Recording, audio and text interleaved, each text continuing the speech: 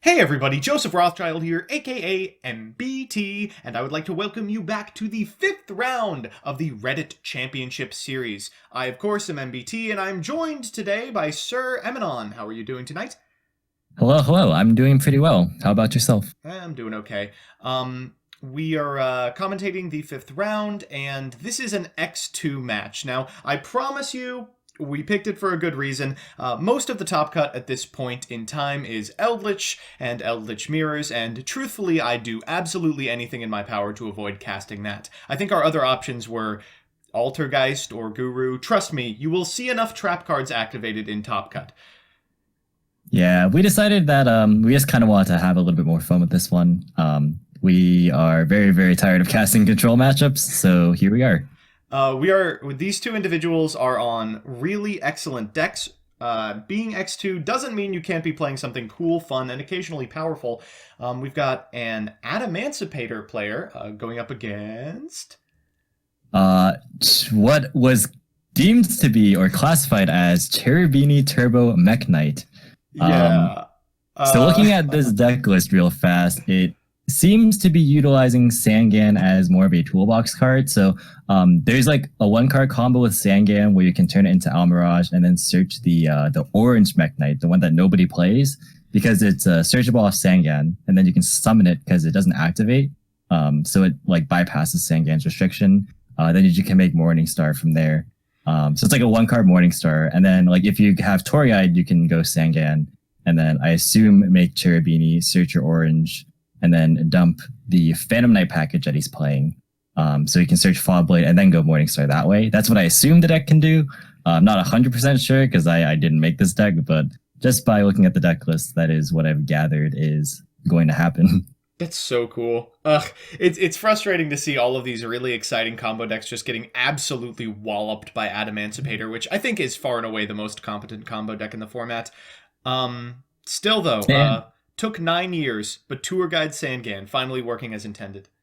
yeah, and speaking of Adamancipator, by the way, this Adamancipator list is it kind of has an asterisk because it's more of a Gem Knight list than it is an Adamancipator list. It's more so playing Adamancipator cards as sort of a toolbox to search out Block Dragon, but like it's very very heavy focused on the Gem Knight package. We see a lot of the main deck monsters and the fusions as well. If you have seen any of the Yu-Gi-Oh! Quarantine series, Stevie Blunder has had 2 matches on camera now, attempting to run a similar list, which FTKs something like 40 to 60% of the time. It's an unreal rate, and when it's not FTKing, it's making classic Adamancipator boards. So it's an interesting take on the deck. Obviously, it hasn't been paying off in this match, but or in this tournament rather, but I hope it will pull through for our duelists. Only time shall tell. So obviously, a lot rides on the die roll here, and it looks like Paper Strat wins again, folks. I've been saying it all along. Paper never fails. Ooh, wow! And the Mech Knight player winning the die roll and electing to go second. Never mind. It doesn't matter how much Cherubini stuff you're on. Mech Knight reigns supreme. All right, so it'll be interesting to see. Oh boy, that is Oh no! Oh, let's see what's in that hand. well, it looks like our extremely powerful high ceiling combo deck has been reduced to setting a Crystal Rose and passing. Oh, yikes. I mean, this hand can happen. Adamancipator Seeker is the Adamancipator with the most restrictions. You need an Adamancipator period on your side of the field before you can activate it. Crystal Rose does not fulfill that condition.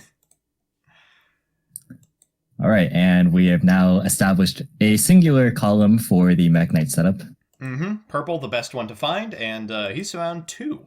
Blue Sky will be next, and really great when you can Blue Sky into a monster instead of a potentially chainable spell or trap. Guarantee that search, Indigo Eclipse to the hand. From here, it's just one normal summon to Morningstar, and Sangan is a good one. Now he actually happened to draw the orange, so I wonder if he's just going to search like maybe a tour guide for next turn as follow up, or like maybe a hand trap. Oh, it's kind of cute. You can chain block the Sangan at least, and the new tour guide art even. Ooh, all right. And you've probably seen this play before. We're going to set secret. Ooh, and special orange. If you haven't seen this card, it really doesn't do anything. It allows you to special summon a Mech Knight from your hand if a monster in this card in this column, leaves the field. And Spectrum Supreme is the payoff? Oh, I don't know about that. Oh, and we are in Nibiru range, so bit of a maybe an overextension there. Yeah, actually, I would say so. Crystal Rose doesn't get tributed because Nibiru only tributes face-ups. Yeah, a bit of a miss there, but I don't know how much it matters, or if they'll catch it even. So, one token, and that's the end of the turn. 3 sets, still pretty good, though. World Legacy Secret going to be able to negate things. We've got a Fog Blade as well to stop the monster from being run over at the very least. And I do believe that the Mech Knight player did discard a Indigo, so he'll be able to have 2 negations off of that. Yep. So it looks like the Seeker waiting on the summon, not the effect activation, then going to attack the Indigo just to be met with a Phantom Knight's Fog Blade.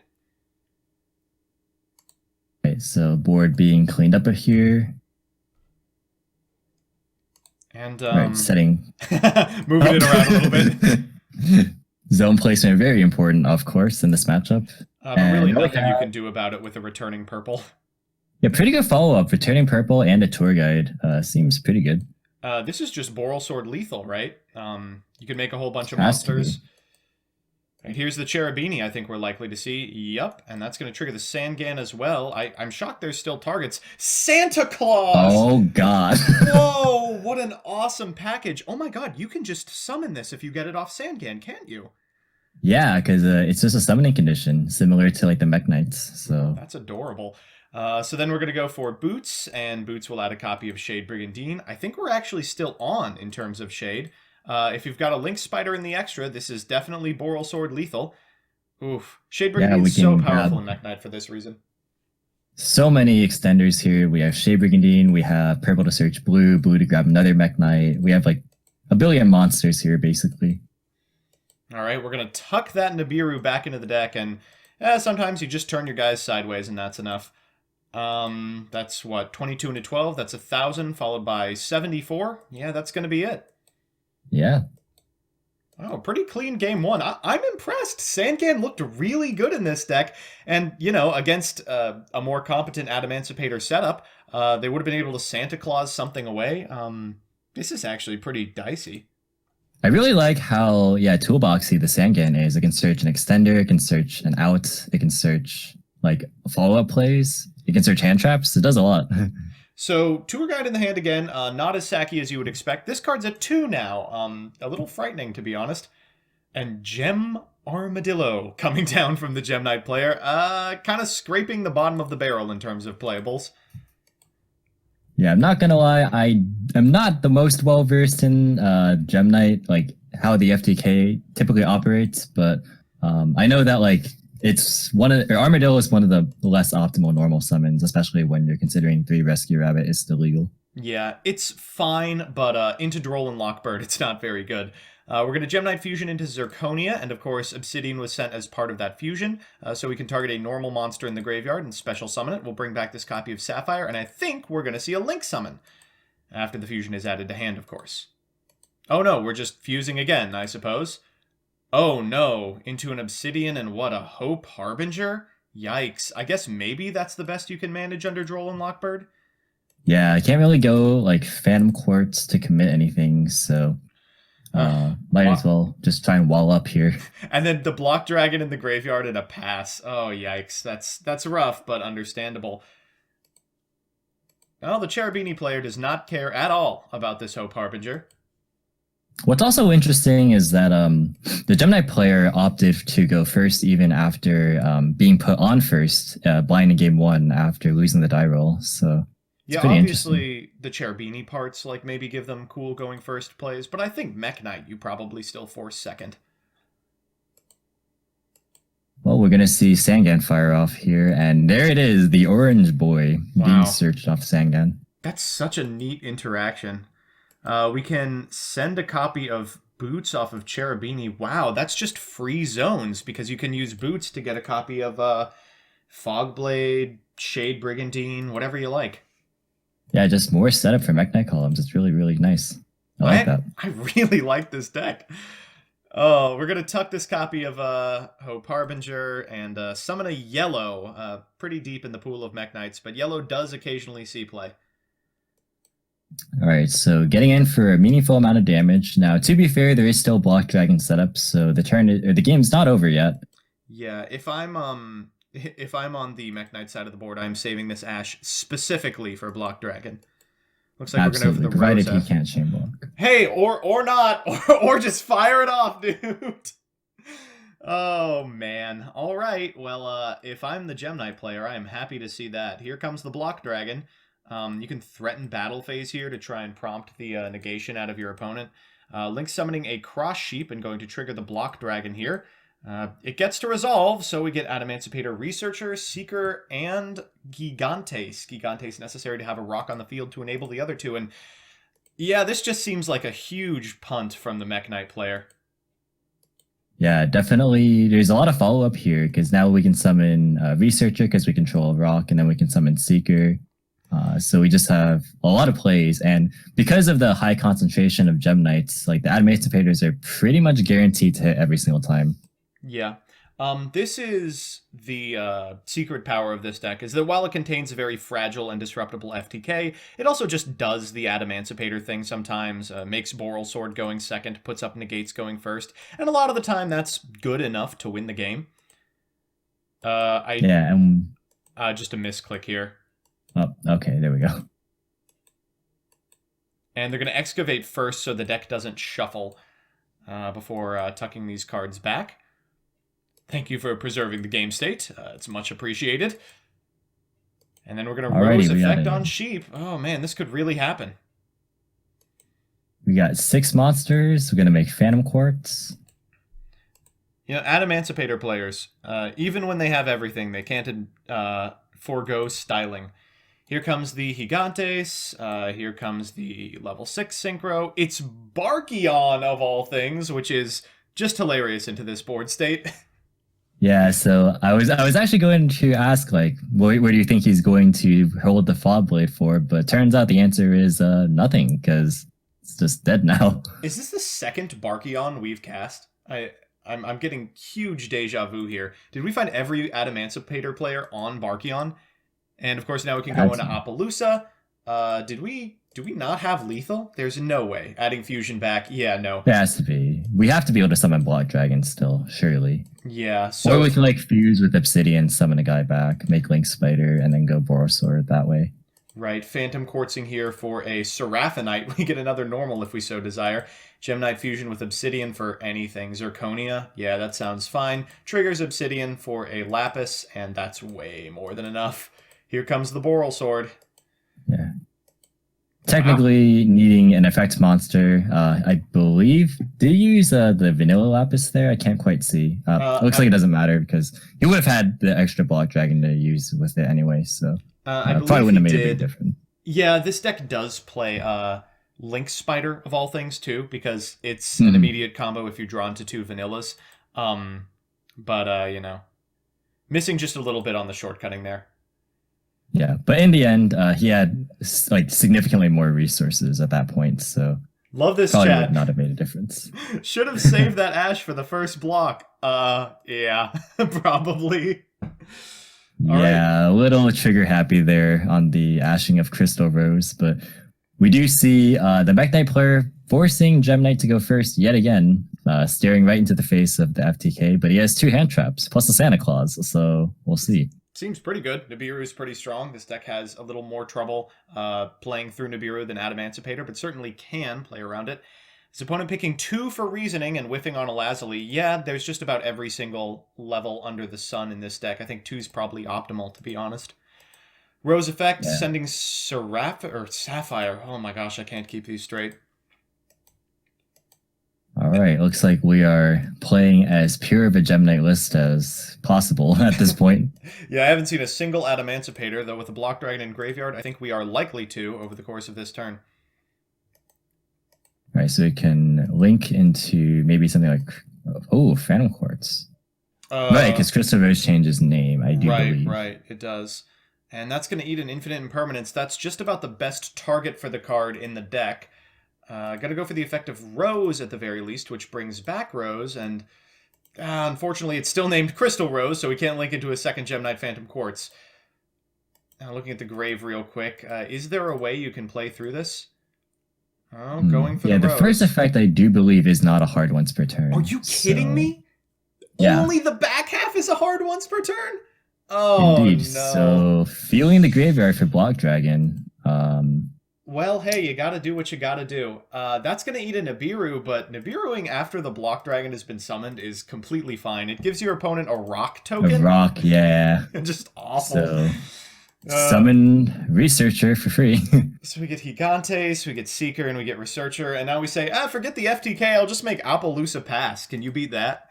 We're gonna go on Researcher. Let's see what we find off that. Can't summon Tuners, of course. Oh, Crystal Rose will do it. Wow. And again, it can just send more Gem Knights, because it's not a hard once per turn. This is really powerful. I'm impressed. And then Seeker is going to fire as well. We still have the Gigantes, not even having to expend it to get these monsters onto the field because of the token. All right, if he has enough Gem Knights here, given the fact that he has Fusion in hand, he might still be able to perform the FTK. We'll see. Oh my gosh, I hate this. He's making it a lot easier by having a special summoned monster on his opponent's side of the field. Yeah, getting in the extra burn damage. Ooh. Oh, or we're just going to make a board. So that's a 3 and a 2, and yeah, that's enough for an Naturia Beast. Yikes. Well, that's a prime Santa Claus target, if nothing else. Here comes Gigantes plus Seeker for a Rap type, maybe? Nope, the Barkion. All right, so trying to cover as much as he can here. Gotta clear the Nibiru, though, still. That's a rock token and the gem. Oh terrible. Boy. All right, so here comes Block Dragon one more time, and this is cute, but not necessarily more powerful than attempting to go for an FTK. You get to negate a spell or every spell if you're on Naturia Beast, but that's going to eat a Santa Claus, so all you can prevent is this upstart Goblin. Your opponent's got zones. I mean, it's not unreasonable to assume they'll be able to win this one. I'd honestly tribute the Hope Harbinger here, yeah. Yeah, because he can just attack over in the Nat Beast, and then, that's pretty good. Yeah, this is, cool and cute, but unfortunately, that end board is really, really easy to deal with. I can't help but think if that Barkion was something like a Rap type, maybe he would be in a better position.